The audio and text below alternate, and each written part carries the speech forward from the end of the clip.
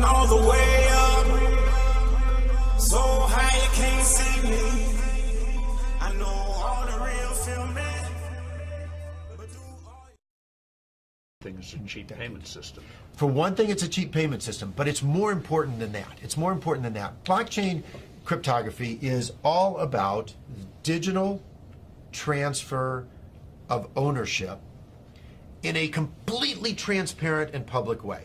Okay, I don't want to go into any of the math and the complexity behind it, but think of what that means. That means that I can actually record ownership in public in a digital means. 50% of the world's population has a mobile phone. I read an estimate this month that in 2020, 90% of the world's population will have mobile phones. That's probably a high estimate, but that's okay.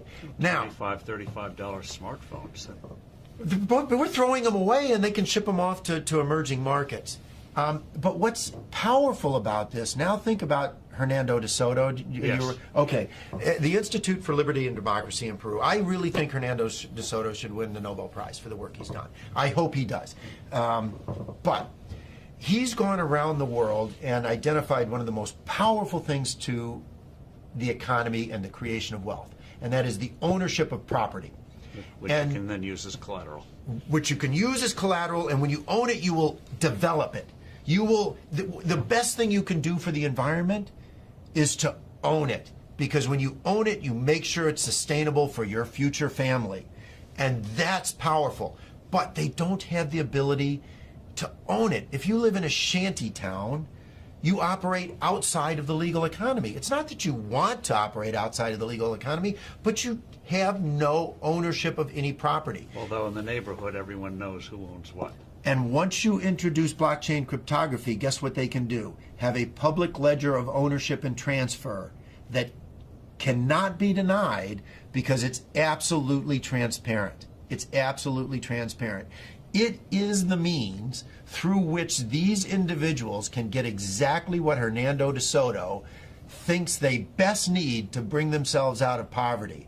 It is so much more profound than that, but at its very basis, it has the ability to give these individuals the right of ownership to property.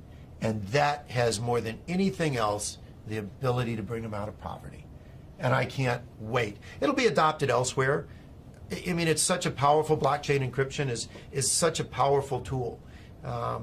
It'll be used by banks, it'll be used by credit card companies. It will become a standard.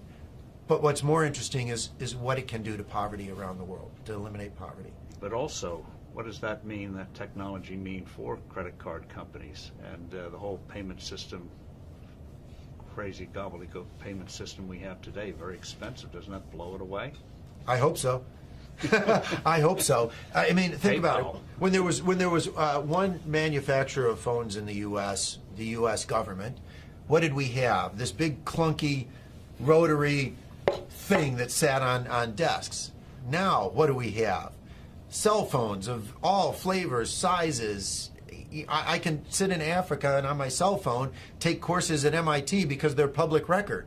It's absolutely astounding what happens when you can actually innovate around the world and compete.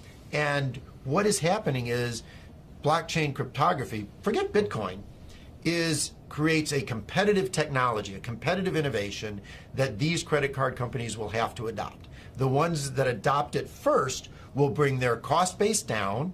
And importantly, if you think about a retail store, and I have this with my kids. My kids are off in college and they go to a retail store, they use their credit card.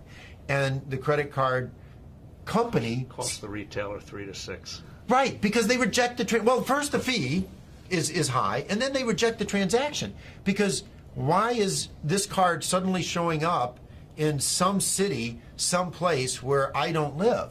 So it gets cut off.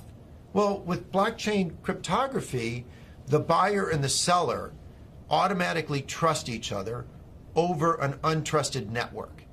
That's what's so powerful about it.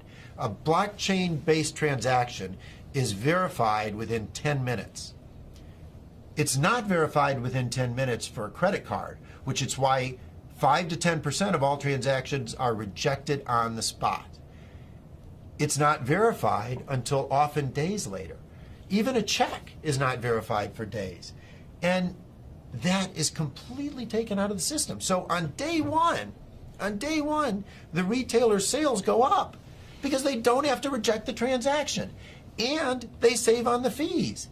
It doesn't really get much better than that if you're looking for a disruptive innovation in any single industry. It's wonderful.